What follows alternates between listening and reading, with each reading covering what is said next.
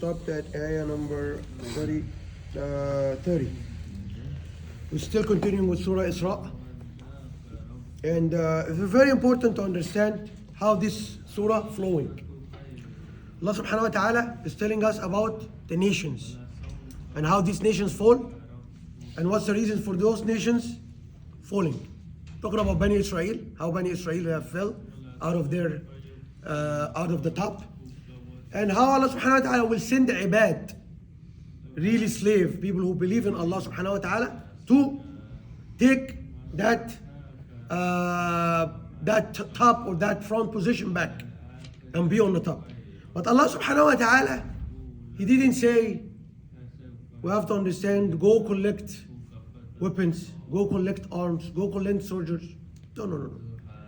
Allah subhanahu wa ta'ala in this ayat, He's emphasizing a very important fact, which is حقوق, أمانة, أمانات. حقوق, أمانة, أمانات. Once the society, once the ummah fulfill the duties of Allah, the duties of the ibad around them, this ummah, this nation will be successful. That's why Allah subhanahu wa ta'ala is mentioning, or He's enlisting after He emphasized the fact that there is Jannah, there is Nar, there is Azab, there is people who will go to the Jannah, people go to hellfire, action, so on. And then Allah subhanahu wa ta'ala comes with the list. And the most important thing is, everything in life, everything is a contract. Everything is a ahd, contract. Between you, for example, marriage, there's a contract between you and your wife, between you and even the family of your wife. You come with the anything you find. The most amazing part is what we want to understand from the seerah of the Prophet Muhammad alayhi salam. Prophet Muhammad left Ali ibn Abi Talib sitting. He could have taken Ali with Sayyidina Abu Bakr and him when they're going for hijrah, migration. He left Ali. You know why? To give the amanat back, to give the. You see the ironic part of Quraysh. Ironic part. What is ironic? The irony here is what? They don't want to believe in the message of the Prophet Muhammad alayhi salam, but in the same time, they will give him their money, their gold, their treasures, everything for him to keep for them. Can you believe it? And he, because it's the amana, because of the ahd, because of the amana and because of the ahd, what he did, he kept Ali. Oh Ali, go after I leave, give them their belongings. Give them what? Their belongings. Very important to understand these facts. Why? Because now we come with Islam with so many different things, which make us, first of all, take the blood of people. We understand a very famous incident with a very famous nation, or a very famous country. A guy go into an embassy, trying to get. This is when you go to somebody's house, you're under his protection. That's why in the American law, I go to any of your house, something happened to me, yes, I can sue you for what happened. I'm under your protection. So this guy, for example, this nation which is supposedly presenting Muslims, you guys go in their amana. He goes to their aman, security. He doesn't come back. It doesn't exist anymore. You see how we as Muslims understood, and these people understood the Islam wrong way. This has nothing to do with Islam. Very important for us to understand that this is amana. So we will see the list here coming. Allah subhanahu wa ta'ala, we started from ayah number number 1, ayah number 24. Start by the amana towards who? Your parents. Once this has been taken out, you're giving them wafa, fulfillment of what they have done to you. Ihsan to them, because they have taken care of me. So number 1. Then Allah subhanahu wa ta'ala, He come down after the parents, dhil qurba, people around you, your relatives. Amana, you have to take care of this. The blood relatives, so on and so forth. Well, miskin, the guy who's passing by, or the guy or the poor guy who come and has nothing, miskin. And then Ibn Sabil, somebody's passing by. And then Allah subhanahu wa ta'ala is telling you about your money. I'm giving you money. I'm going to give you sustenance. This is you have guardianship. You have a trust over it. Don't waste it. Don't use it in illegal, or don't use it extravagantly. Don't use it for something, use it for extravagantly, for showing off. Then we come again. Allah subhanahu wa ta'ala, He said what? After this amana, He said, okay, even the amana, when you have the amana, don't overspend it. So you sit down, we have nothing at the end of the day. And then Allah subhanahu wa ta'ala is mentioning again, coming again to the amanat, which will start, وَلَا تَقْتُلُوا, this is ayah number 36, which we, 31. وَلَا تَقْتُلُوا وَلَا تَقْتُلُوا أَوْلَادَكُمْ. Then He said what? He come to Jahiliyyah, the people before ignorance, before Islam, they were getting their kids killed. Why? And still up till now. How up till now? Abortion. How else? Yeah. For Muslims, how Muslims does this? How? He said, "Oh, I get married. I'm not ready. I'm not ready now. I don't have money. I have student loans. I have this. I have that. Oh, let me have a kid 4 or 5 years after. Okay, you're not the one who carry the sustenance for that kid. You're not the one who's providing. You have to understand that Allah subhanahu wa ta'ala is the one. ألم يجدك يتيما فآوى وجدك ضالا فهدى وجدك عائلا. عائلا means the one who has dependence. People depend on فأغنى. I give you more money. When you have عائل, Allah give people according to their spending. I have more, I'll give you more. Each one of us, except each one, when he married and have kids, you see the door of risk open for him. It's automatic. Allah does this. So this is very important. So you don't say, I'm not going to have a kid right now because I'm a student, my wife is a student, My income is not good. my income is not good. Here you go. No, you're not the one who provides. Allah subhanahu wa ta'ala provides. So this is another thing. ولا تقتلوا أولادكم خشية إملاق. You're afraid that you won't be able to provide. نحن نرزقهم. We are the one. Allah subhanahu wa ta'ala is saying we are the one who provide for them. وإياكم, and for you too. Same way we provided for them. We provide for them. We provided for you. وإن قتلهم كان خطأ كبيرا. Indeed, killing them, getting rid of them, it's a huge sin. Because you have to understand, and we have no right. Nobody has a right to kill even a cat, even a dog, even, I'm not talking about a human, because this is even more dignified. I'm talking about a cat, a dog. You have no right to take a soul, to take a soul of any creature, إلا بالحق. Other than Allah subhanahu wa ta'ala, the Prophet Muhammad Allah subhanahu wa ta'ala have put criteria for this. Okay, you're not allowed. You're not allowed because we, during the past 40, 20, 30, the bloodshed opened. The doors of bloodshed happening with no rights. With no rights, people killing each other for no rights. And this is what the Prophet Muhammad have cautioned and warned us about. So Allah subhanahu wa ta'ala, even the kid you can't. Even a portion you can't. إلا ولا تقربوا قتلهم كان ولا تقربوا الزنا. This is huge. This is ولا تقربوا الزنا. Before, go 50, 60 years ago here in America, 80 years ago in America, what happened? Having a child out of wedlock was a shameful act. Shame. Shame. Who's the father? Where is the father? So on and so forth. Allah subhanahu wa ta'ala, the word the fahisha is very, very shameful. Something very shameful, you can't even talk about it publicly, you can't talk about it privately, something shame. And this is what happened. Now this is become okay. Become the normal. And then you see what happened in the society. Kids, they don't know who their dad. Fathers become like a mobile sperm bank. More everywhere.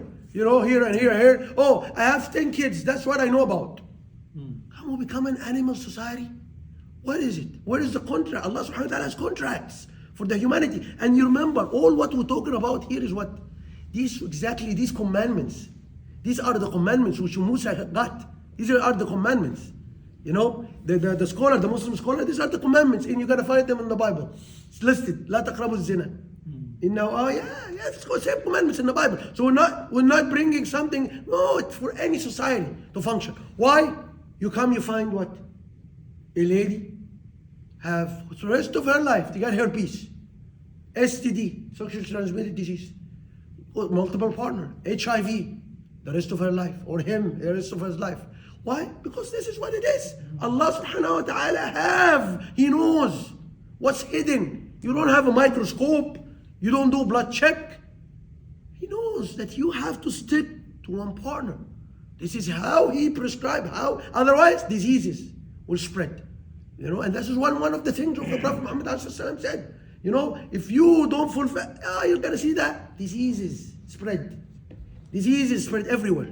So that is very important to understand. إنه كان وساء سبيلا. It's the wrong direction, the wrong way. And very important to understand that a lot of people in our in the countries, of course this is our country, but the other countries we came from, complaining, risk is too tight, money is too tight, this and that. One thing Allah subhanahu wa ta'ala said in the beginning of this ayat, He said what? وَقَضَى رَبُّكُمْ أَلَّا تَعْبُدُوا إِلَّا إِيَّاهُ. When He's saying تَعْبُدُوا إِلَّا إِيَّاهُ, you worship Him, fulfill your Look at the two ayah after, fulfill your عهود. أوفوا بالعهود in a different ayah. أوفوا بالعهد. عهد. The commitments, the amana, fulfill it. So once we don't fulfill, you'll see the destruction happen. And this is what we see. وساء سبيلا. ولا تقتلوا النفس التي حرم الله إلا بالحق. Any nafs, we're talking about any nafs, any soul, you kill without a right, this is a huge, big sin. Can put the person in hellfire forever. Well, how it's a few items. Somebody is fighting you, yes, you're supposed to fight him back. Somebody he started with a transgression, you have to fight back, so on and so forth. But in other circumstances, no. وَمَنْ قُتِلَ مَظْلُومًا فَقَدْ جَعَلْنَا لِوَلِيِّهِ سُلْطَانًا. So whoever was killed unjustly, somebody was killed unjustly, we made not even you as the person, you cannot take the law in your hand. And this is when some people are taking that. They're doing. No, it's not you, Habib. It's not you. Allah subhanahu wa ta'ala prescribed. There is a judge, there is charges, there is evidence. Otherwise, everything will be chaotic. Everything will be as if we're living in a jungle. And we see in some societies, in some communities, we're living in a jungle. This guy did this, go kill him. This is not the way. Allah subhanahu wa ta'ala said, فَقَدْ جَعَلْنَا لِوَلِيِّ سُلْطَانًا. So there is a judge, there is some people go and make a judgment. So he can take back, they see what kind of judgment is supposed to happen. فَلَا يُسْرِفَ فِي الْقَتْلِ. So you have to what? You have to be limited, you have to be just. A guy, like somebody, and it depends also on the circumstances and the motive. Okay, somebody killed somebody by mistake. Okay, it's a different situation than somebody have a motive. Like they have in American criminal law, there is first degree murder, second degree murder, manslaughter. So different. And there's somebody called negligence. Okay, you, for example, as a doctor, you're doing a surgery. And instead of something happened, or your nurse give you she cut one of the veins not supposed to be cut. It's negligence. Nobody has intended this to happen. Okay, so in law it's different. You maybe compensation for the family, maybe here and there, but they're not gonna take anybody responsible because nobody had the intention to kill nobody. Same thing. You have to have the proportion. Everything has to be in proportion to according to the crime. Not everything is, that's Allah. Allah subhanahu wa ta'ala in all the Quran, He said what? We have made everything with what? With qadr. Qadr. Precise, with amount, a specific amount, a specific value. Nobody can exceed. This is what it is. We cannot exceed. فَلَا يُسْرِفُ فِي الْقَتْلِ إِنَّهُ كَانَ مَنْصُورًا. إِنَّهُ كَانَ مَنْصُورًا here means what? That he's supported by the law. That because there is a victim, he's defending a victim. And he's supported by the law. That's basically it. وَلَا تَقْرَبُوا مَالَ الْيَتِيمِ. Again, another big sin. coming to the orphan money. Mal al-yatim. Mal al-yatim also can be considered underneath it what? In a lot of the communities, a lot of families, the father, the big guy left, have 7 kids, 5 of them are daughters, 2 are males. These daughters won't find anything. Yeah. They take everything. The money is going out of our family. We're not supposed to give them any of the inheritance. Yeah. You know, Allah subhanahu wa ta'ala is telling you, because I see you, this will put you in the hellfire forever. Yeah. Okay, make sure you don't take anything, 1 penny. Because these sisters, your sisters, or these daughters, or an uncle, or whatever who's making that judgment, you know, Allah will ask you about them. Okay? They are not, because their weakness, and the weakness for women in these societies, you know, they cannot sue you, they cannot do anything. They're weak, they cannot do nothing. You know? And then what happens? So because of their weakness, Allah subhanahu wa ta'ala will be their support in the day judgment. And nobody, and I'm saying this and I swear by it, by Allah, nobody will take something doesn't belong to him. Nobody's gonna take, even especially when it comes to the people with the orphan money, people who cannot defend themselves. And Allah subhanahu wa ta'ala will have barakah in his money. You know, we said with all of those what we have said, they haqq. Somebody right now is telling me, my kids leave me alone. Brother, my kids leave me alone. I'm here by myself in the nursing home. They beat me up day and night. One question I'm gonna ask him: what did you do to your parents? You know, another guy, he's gonna tell me, my brother, my son is on drugs. My son doesn't come to the masjid. My son, he have a girlfriend and he's moved out with her. I'm telling him, did you take your sisters or your anybody money you're not supposed to take? Allah won't take him. This is the whole concept. Allah subhanahu wa ta'ala is telling us this. All what we're facing is because of our actions. You know, so we have to correct that. Once we correct that, everything will correct back. We'll go back, come back normal. But everything has yes, everything has, it's a result of the actions we done. We say, why is this happening to the Palestinians? Why this is happening to in Sudan? Why is this happening to Syria? Because of my sins, your sins. If everybody is doing the right thing, wallahi, Allah will honor us. Allah will put us superior on earth. But we're not. We're not. We're not taking our religion serious. Whatever is convenient, we take. But whenever it's not convenient, no. When it comes to praying, I will pray 24/7. But when it comes to, for example, giving out money, when it comes to somebody's rights, I have to cut a piece of land and give half of it to their right. No, I have to find all kind of excuses. You go to talk to your sisters. Can I give you this amount of money and you sign off this and that? That's what happens in the families. You know, below the market value. You know, so you can enrich yourself. And then you complain again. My kids are not doing salah. My kids are this. My kids are that. Allah, you'll see all kind of problems happen. Because this is what we have. And Allah subhanahu wa ta'ala, He said what? بِمَا قَدَّمَتْ أَيْدِيكُمْ. With what you have introduced in the beginning, what you have brought, before, that's what's going to happen to you. This is in simple terms. Allah subhanahu wa ta'ala then said, again, see, Allah subhanahu wa ta'ala, ya illa billati hiya ahsan. In the best manner, if you're going to take that trust, and then you'll increase it in number, you invest it for the kid, and you give, your money increased that much. Okay, here you go. You can take custody of that matter. Wawfu, again, Allah subhanahu wa ta'ala said what? Wawfu bil ahd. Again in a different surah, wawfu bil uhud. Fulfill your pledges. Fulfill your pledges. Fulfill your contracts. Inna al-ahda kana mas'ula. The ahd, that pledge is gonna come and ask you in the day of judgment. They're gonna ask you, why you didn't fulfill me? Here you go. Okay, so you are violation. Any contract in any nation, when you don't fulfill your contract, there is a judgment. Any nation. For any contract. He's saying a company, any contract, whatever. In marriage, any contract, there is a judgment going to come after. So this al-ahd is a responsibility to have the ahd. Again, I'm going to finish with the next ayah. وَوْفُوا الْكَيْلِ. Again, something with the ahd. أوفوا الكيل. What's أوفوا الكيل means here?